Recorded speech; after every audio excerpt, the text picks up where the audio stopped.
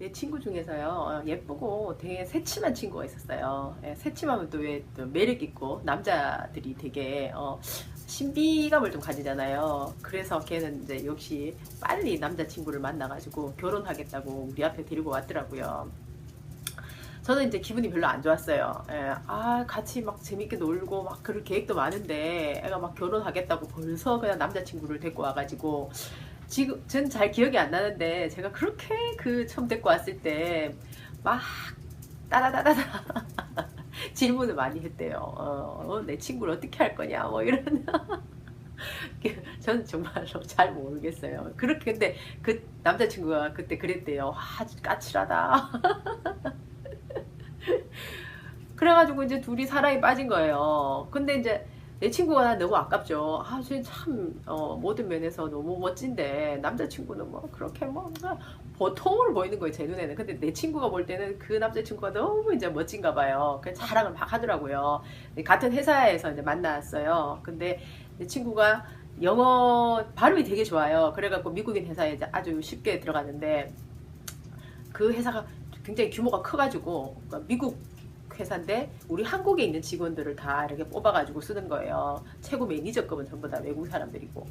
그래갖고 그 이제 보이프렌드는 이제 영구직이었어요. 그러니까 회사 안에서는 스마트한 남자 친구와 남자 직원과 이렇게 인기가 많았던 거죠. 스마트하고 하니까 뭐 그럼 그냥 뭐 그렇게 괜찮은 편이거든요. 그래도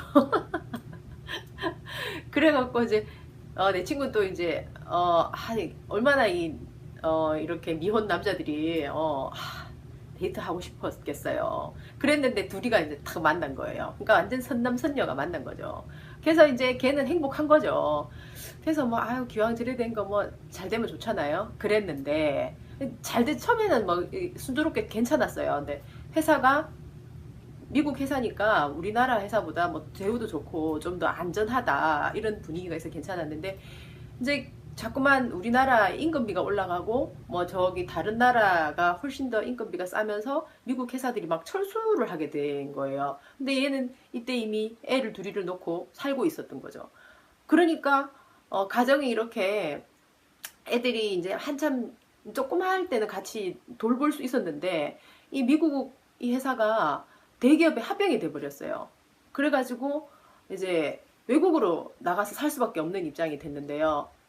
애들하고 다 같이 나갈 수가 없어갖고 이제 남편 혼자 나가서 그러니까 기러기 아빠가 되고 그러니까 결국 가족이 그렇게 분산돼가 살게 된 거죠. 근데 이제 한번 그렇게 되니까 쉽지가 않은 거예요. 거기서 이제 다시 들어와도 또 이제 수도권에 있는 어떤 회사에 이제 연구직으로 또 들어간 거예요.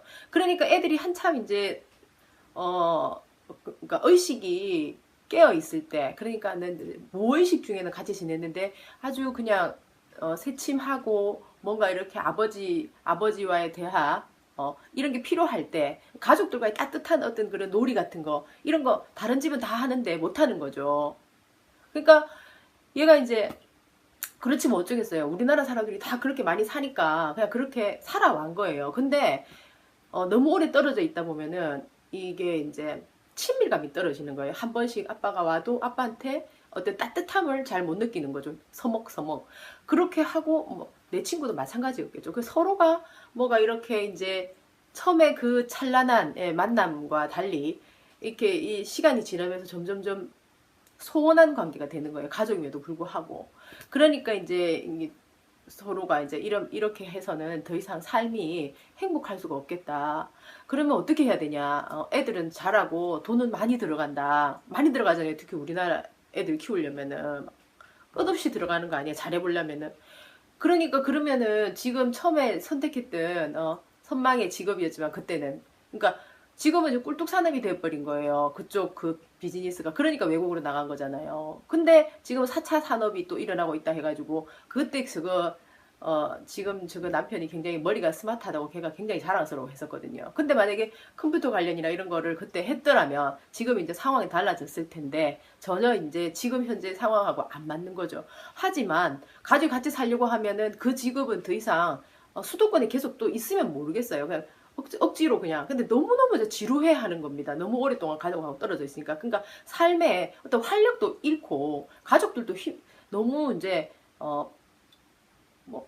뭐라 그러죠? 좀 슬프다고 해야 되나요? 그 가족이 단란하지가 않은 겁니다. 그러니까 같이 있으면 되게 이제 유머 감각이 넘친대요. 근데 유머가 점점점 이제 없어지는 거죠. 그런데 이제 고민인 거죠. 그러면은 비즈니스를 할 수도 없고 갑자기 계속 직장 생활만 평소에 해왔는데 가족과 같이 살아야 되는데 어떤 일을 해야 되나. 예. 그러면서 이제 그러면은 막 제일 손쉬운 대리운전이라도 해야 되나 그런 고민에 빠지는 거예요. 근데 이제 애들 입장에서 그렇고 우리 친구 입장에서도 그렇고 진짜 스마트한 잘 나가는 전도 유망한 남편을 만났는데 이 시대하고 안 맞아가지고 세상에 자기가 정말 전혀 그냥 한 번도 생각해 본 적 없는 그런 직업을 가져야 되나? 직업이라기보다 파타임 잡이라고 할 수도 있겠지만 그렇다고 하더라도 그것도 역시 중요한 일이잖아요. 일을 하게 되면. 그죠? 왜냐면은 그 시간은 밤에 일을 해야 되기 때문에 대부분 시간을 밤에 다 보내고 나면은 낮에는 피곤해가지고 자기가 생각하는 새로운 어떤 창조적인 어떤 그런데 마인드를 가지기가 쏟기가 힘들죠. 그러니까 이제 일단 이제 고민에 빠지게 되는 거죠. 하지만 중요한 거는 가족은 같이 살아야 된다. 그렇게 이제 결론이 난 거죠. 이게 우리나라에 어떻게 보면은 비극 중에 하나인 것 같아요. 제가 그 케이스가 한 개만 본 게 아니고요. 몇 케이스를 봤거든요. 비즈니스가 바뀌면서 그래 되는 것 같아요. 제조업이 이제 이렇게 중국이나 이렇게 베트남 이런 데로 넘어가게 되면서 생기는 어떤 현상인 거죠. 그러니까 이제 이번에 이제 이재명 후보자가 내놓은 그 공약 있잖아요. 이 공약은 이 시대하고 맞는 거죠. 그러니까 딱 맞는 거죠. 사실 사람들이 포퓰리즘이라고 하는데 자세히 들어가 보면은 이만큼 딱 떨어질 수가 없는 거예요. 그리고 육아 정책도 그렇죠. 만약에 예를 들어서 얘들이 아직까지 이제 그 청년수당, 육아수당 이런 거를 이렇게 받을 수 있는 어떤 그런 나이잖아요. 그러면은 130만, 260만 원을 일단 뭐 애들이 뭐 이렇게 공책도 사고 하여튼 필요한 것들을 살 거 아니에요. 그러면은 엄마나 아빠 입장에서는 조금 마음이 조금 수월하겠죠. 일단 그래도 그죠. 그런 거라도 정부에서 보살펴 주니까 교복도 주고. 그러니까 이번에 이 내놓은 육아 정책이 너무 감사한 일이다. 예. 그리고 노동 시간을 8시간 이상 되지 않도록 하기 위해서 노동 경찰제를 도입하겠다. 이게 이제 이재명 후보자의 공약인데요.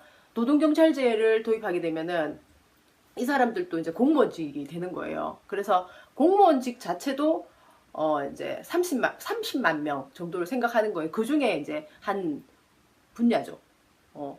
그렇게 해서 이제 그거를 정확하게 지키는 거예요. 그러니까 그러면은 일을 딱 그 정해진 시간만큼 하고는 가족들과 같이 시간을 보낼 수가 있잖아요. 가족들하고 못 보내가지고 서로 간에 지금 현재 이렇게 불신이라든지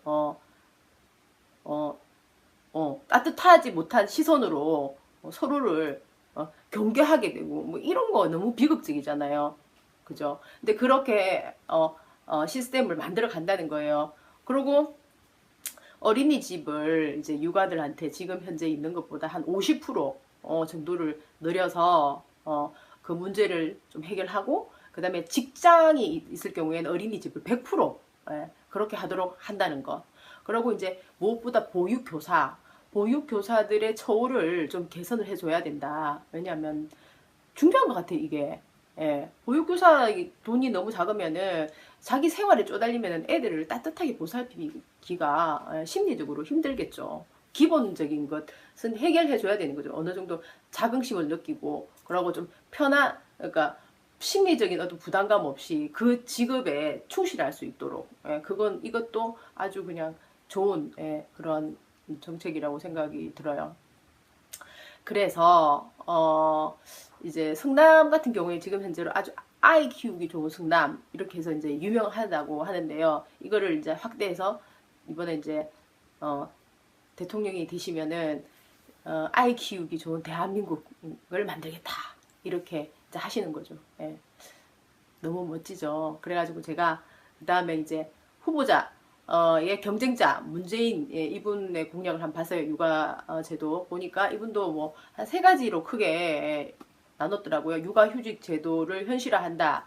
그 다음에 국공립 어린이집을 확충한다. 근데 이제 한 30%로 확충하겠다. 현재보다 이렇게 하셨어요. 그러니까 이재명 후보자가 50% 하겠다 했는데 이분이 30% 하겠다 했으니까 우리 후보자님보다 조금 작게 하겠다. 이제 요렇게 계산이 나오네요.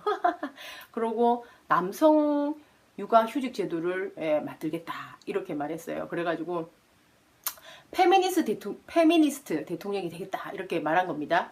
이게 언제 했냐면은 2017년 2월 16일 날 말했어요. 그러면서 우리나라는 인구 절벽입니다. 2032년부터 총 인구가 줄어든다고 합니다. 이렇게 말한 거예요. 줄어든다고 합니다. 줄어듭니다. 뭐 이렇게 말할 수는 없죠. 미래형이니까. 하지만 이제 이 말 속에서 또 누군가가 또 써준 걸 이분이 그냥 그대로 외워서 말하는구나. 이제 1930 1900이 아니라 2032년 요거 좀 외워보신다고 조금 헷갈릴 뻔 했겠죠. 아, 이거 너무 심했나요? 하여튼 외우다 보면 실수할 수도 있으니까요. 저도 그러니까. 그 다음에 이제 안희정 이분은 뭐가 있나 봤더니 이제 이분은 이제 2017년도 아무것도 없어요. 그러고 2016년도에 공부하고 있는 중이다. 뭐에 대해서? 여성주의에 대해서. 이러면서 이제 공부 결과 이분은 남성 페미니스트가 되겠다. 이렇게 말했답니다. 남성 페미니스트. 2016년, 작년이죠. 그런데 2017년도 노무현이 아니라 문재인 이분께서 말한 거 있잖아요. 페미니스트 대통령이 되겠다 이랬대요. 그 페미니스트라는 말이 너무 멋져 보였는지 또 안희정 지사가 한 말을 또 갖다 썼나 이제 하도 따라를 잘하니까 또 이제 그러지 않았나 이제 또 추측을 아주 합리적인 추측을 해보게 되네요. 그리고 이분들이 하여튼 세 분들이 이제 지금 요번에 채널 A에 나가서 아마 청년들과의 그 포럼, 청년들과의 대선 주자에게 길을 묻는다 하는데 나가게 될 것 같아요. 이재명 시장님이 이제 첫 번째로 테이블 끊으셨더라고요. 아시죠? 완전 짱이에요. 한번 시간 나시면 한번 보셨으면 좋겠어요. 이제 앞으로 두 분이 기대되는데 채널 A가 왠지 모르게 좀 앞서가지 않는가 그런 생각 좀 들었어요. 요거 보고는. 앞에 지금 바깥에 비가 촉촉하게 내려요. 그래서 오늘은 좀 얌전하게 얘기하려고 했는데 역시나 얘기하다 보면 흥분하게 되는 것 같아요. 다 함께 힘을 모아서 계속해서 파이팅! 바이!